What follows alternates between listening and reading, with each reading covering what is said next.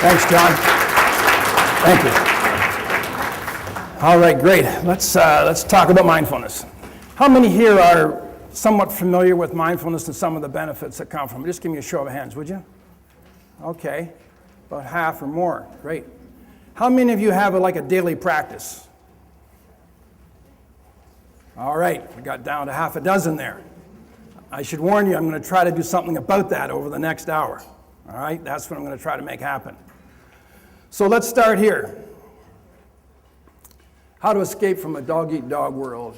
If you can always be cheerful, ignoring aches and pains, if you can resist complaining and boring people with your troubles, if you can understand when your loved ones are too busy to give you any time, if you can take criticism and blame without resentment, and if you can relax without alcohol, then you probably are the family dog. Hopefully, you'll be a mindfulness person too, but there's a quote in the handout there from, very blessed to receive an email from Jean Vanier just about a month ago now. I had asked to do this course of mine, Conscious Care and Support, at L'Arche Daybreak in Richmond Hill, and they live streamed it into France, and John, who's like 86 years old, is still passionate about what's happening in his communities. He wrote me after the course and said, I'd just like to endorse your work, and here is a foreword for the next edition of your book, which is a very, very great gift. So that's the foreword that you have in front of you. What he likes about the work that I'm doing and I've been supported to do with my team is that we look at two fundamental needs of support workers. One is tools, to be able to get into how to do things, kind of what to do in the middle of situations.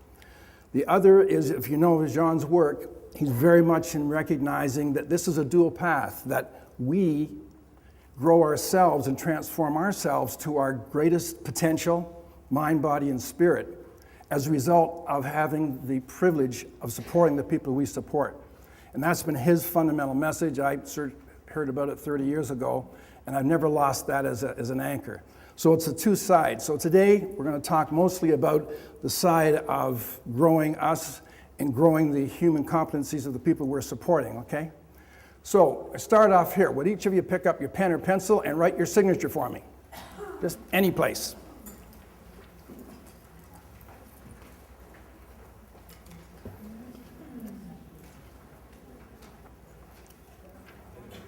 Get that done? All right, the next task is a little bit more difficult. I'm going to ask you to write your signature with your wrong hand or your non-dominant hand.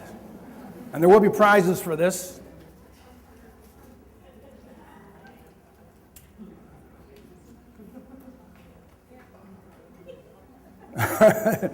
Yeah. Now I'd like you to write it again with your non-dominant hand, only this time be aware that you're doing it. So Peter's aware that he's writing his signature with his non-dominant hand. Do that for the third time.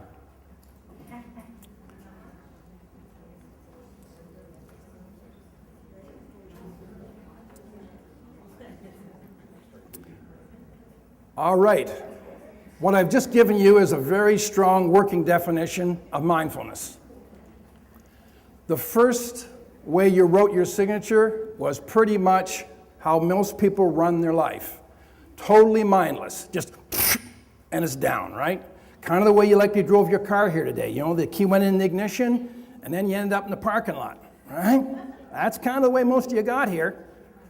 Who drove your car, right? Who's supporting when our mind's someplace else? The second way, when you went to your non-dominant hand, that's forced mindful moment. So you paid attention really to what you're doing as best you could. You brought your focus into paying attention. And that's one of the number one qualities of mindfulness. The second quality is knowing that you're doing it when you're doing it. So for the rest of the talk, actually for the rest of your life if you want, be aware that you're listening to me. Be aware that you're doing whatever you're doing. But for the rest of this talk, try to stay focused on being aware that you're listening to me, okay? Because that gives you the second component. Now, Albert Einstein, who was considered to be a pretty smart fella, right? He had this quote to say, "A human being experiences himself, his thoughts and feelings as something separated from the rest, a kind of optical delusion of his consciousness. This delusion is a kind of prison for us. Our task must be to free ourselves from this prison by widening our circle of compassion to embrace all living creatures and the whole of nature in its beauty. What Einstein and many, many folks since, Jean Vanier and many, are pointing out that this idea that we are separate from each other, separate from people we're supporting, is an illusion. And for the next hour or so, I'm going to try to bring you to a realization that we're not separate. And I'm going to try to show you experientially. We're going to do literally a mindfulness exercise to show you that. What mindfulness does kind of in a nutshell is this. It's a microscope of sorts. It doesn't change reality. Like if I hadn't washed this hand and I was to go near a cut or whatnot, that could bring infection. Well, how do we know that? We know it because a couple hundred years ago, there was an instrument developed called the microscope, and the germ cell theory was developed. What happens with the mindfulness microscope is we start to get a much clearer understanding of our senses, that which brings in reality to us, perceptions and our misperceptions. The mindfulness experience helps us to break through this illusion that Einstein and so many others talked about, to realize that our separateness from others that is created is our mindless, survival-based, fearful little boys and little girls. That's all it is, right? So, Jean speaks, when we love and respect people, revealing to them their value, they can begin to come out from behind their walls that up until now they felt they needed for protection. Now, I don't think many people would quibble with that wisdom. The question is, how do we do it? This is not about willpower. Willpower is, generally speaking, little boys and little girls. What we need to have is a way, a skill set, and that's all it is a skill set. But this skill set of Be Fit Mindfulness goes like this. We had what we talked about before, the what. I am doing and saying right now. I am aware of that, just like when you wrote your signature, right? Number two, you have this graphic, by the way. To that, I am aware that I am here doing this. So Peter's aware he's talking to you. You're aware you're listening to me.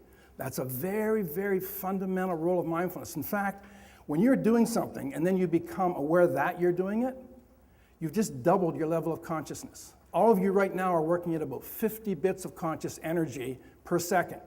Your subconscious mind is working at 11 million bits per second. There's always things churning up inside, and they break up into consciousness. You got about 50 bits. The average untrained mind works at around 15 bits per second. That's all that's happening. And most people are born and they die that way. Just having the bare minimum, because we run our life like we run our cars, right? So the trick of being mindful then is to bring more attention to what I'm doing and the fact that I'm doing it. That doubles the amount of conscious energy that we're bringing to a moment, right? And then finally, the third piece is how our senses are perceiving what is happening, both the body, our thoughts, and our feelings. So that's the basic package, and we're going to just unroll that for you. Now,